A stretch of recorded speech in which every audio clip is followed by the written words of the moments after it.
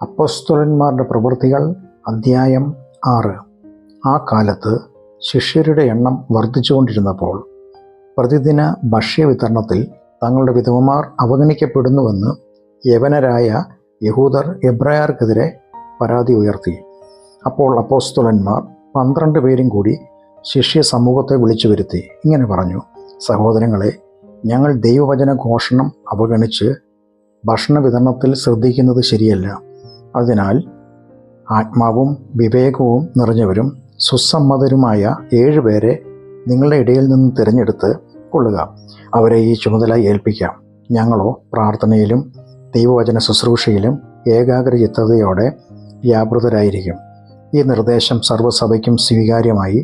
അവർ വിശ്വാസവും പരിശുദ്ധാത്മാവും നിറഞ്ഞ പുരുഷനായ സ്തേഫാനോസിനെയും ഫിലിപ്പോസ്, പ്രൊഖരോസ്, നിക്കാനോർ, തിമോൻ, പർമേനാസ്, യഹൂദ മതാനുസാരിയായ അന്ത്യോക്യക്കാരൻ നിക്കോലാവോസ് എന്നിവരെയും തിരഞ്ഞെടുത്തു.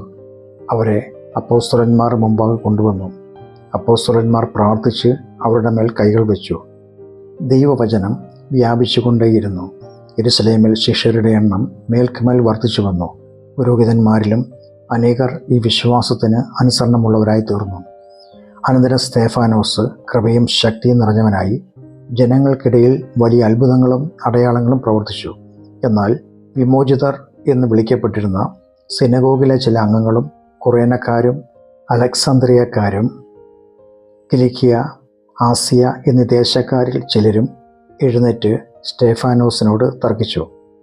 എന്നാൽ അദ്ദേഹത്തിൻ്റെ ഭാഷണത്തിലെ വിജ്ഞാനത്തെയും ആത്മാവിനെയും ചെറുത്തു നിൽക്കാൻ അവർക്ക് കഴിഞ്ഞില്ല. അപ്പോൾ അവർ മോശയ്ക്കും ദൈവത്തിനുമെതിരായി, ഇവൻ ദൂഷണം പറയുന്നത് ഞങ്ങൾ കേട്ടിരിക്കുന്നു എന്ന് പറയാൻ ചിലരെ രഹസ്യമായി പ്രേരിപ്പിച്ചു. അങ്ങനെ അവർ ജനത്തെയും പ്രമുഖരെയും വേദശാസ്ത്രികളെയും ഇളക്കിവിട്ടു. അവർ സ്തേഫാനോസിനെ സമീപിച്ച് പിടികൂടി വലിച്ചിഴച്ച് ന്യായാധിപ സംഘത്തിന് മുമ്പിൽ ഹാജരാക്കി. അവർ കള്ളസാക്ഷികളെ കൊണ്ടുവന്ന്, ഈ മനുഷ്യൻ ഈ വിശുദ്ധ സ്ഥലത്തിനും ന്യായപ്രമാണത്തിനും വിരോധമായി നിരന്തരം സംസാരിച്ചു കൊണ്ടിരിക്കുന്നു.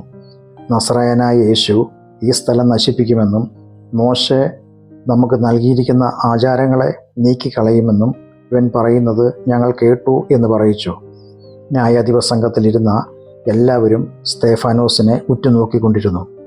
അവൻ്റെ മുഖം ഒരു ദൈവദൂതൻ്റെ മുഖം പോലെ കാണപ്പെട്ടു.